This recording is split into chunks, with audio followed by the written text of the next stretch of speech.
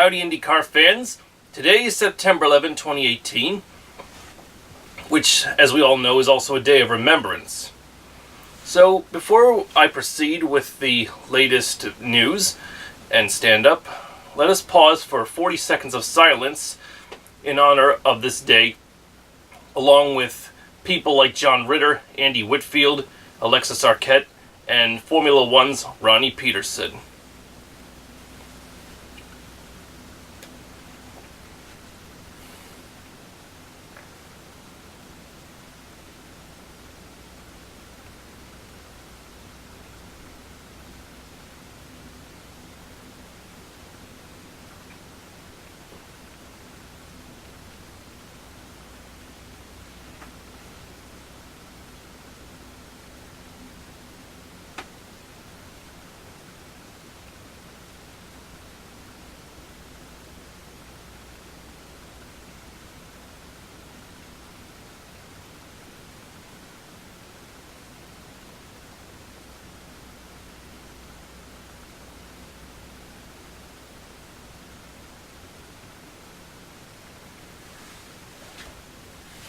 Now that that's passed, let's get on with the review of the IndyCar race at Portland last Sunday.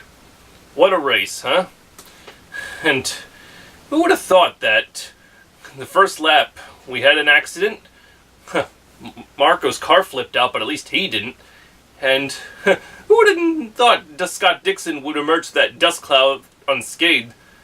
And for anyone who be it driver or spectators in the stands who got caught up in that dust cloud, well, gesundheit. I should think somebody had to cough or sneeze after that. But the fact that Scott Dixon's car came out of there unscathed is a miracle. His racing suit, helmet, and his car is definitely going to need a wash after that. But I'm surprised that the air didn't wipe the dirt off his nose afterwards when he got back up to speed, or that they didn't wipe it off in the pits. But through it all, the fact he comes, even though he had to endure a penalty later on, he comes back a fighting fifth to maintain his points lead over Alexander Rossi by 29 points, after Rossi having a little fuel strategy troubles there. But kudos to Takuma Sato for winning the race. Ryan Hunter raced second, and Sebastian Bourdais third. And it's always amazing. Since I mentioned earlier that Sato, up until then, was like the only Indy 500 winner whose only other IndyCar win has come at Long Beach, that honor is long forgotten now that he's won his third IndyCar race. And each one with a different team. In 2013, it was with AJ Foyt at Long Beach. At 2017, the Indy 500 with Andretti Autosport, and Portland this year, 2018, with Rahal Letterman Lanigan. Man, Sato, you rock, man. You know how to be fast, and you put Sonic the Hedgehog in your personal sponsor, Panasonic. The final round is this Sunday on the 16th in Sonoma. Who will win? Scott Dixon, Alexander Rossi, or Will Power? All with a fighting chance. I'll put my money on Scott Dixon for a fifth. But I'll be surprised if Alexander Rossi can conquer Scott Dixon. Let us find out.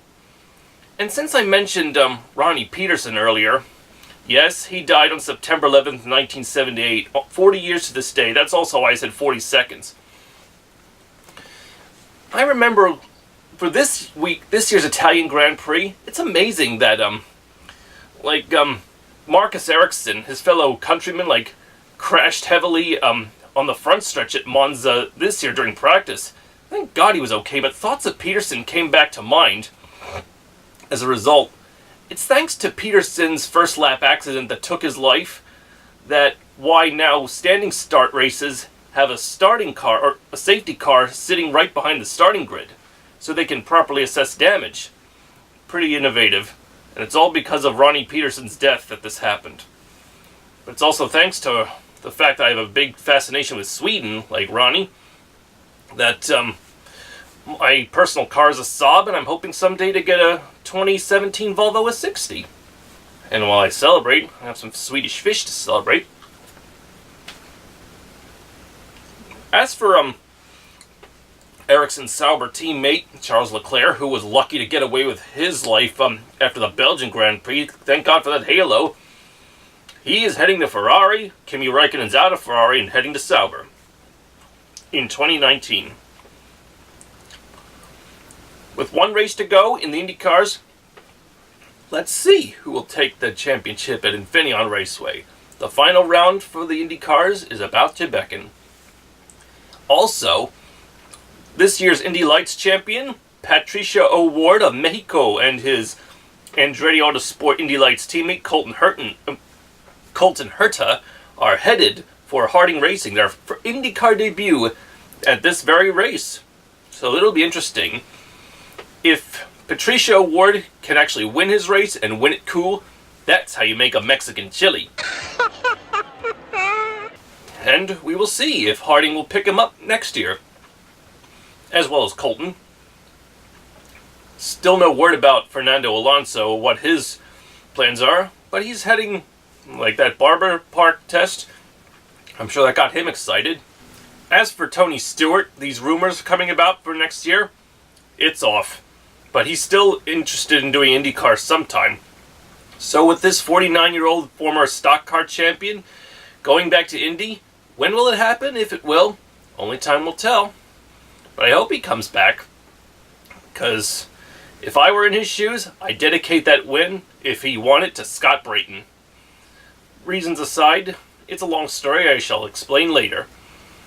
That concludes this round. Join me for the finale at Infineon Raceway on NBC Sports Network on Sunday, and we will see who becomes the champion. I'm Aaron Cylinder, firing on all cylinders.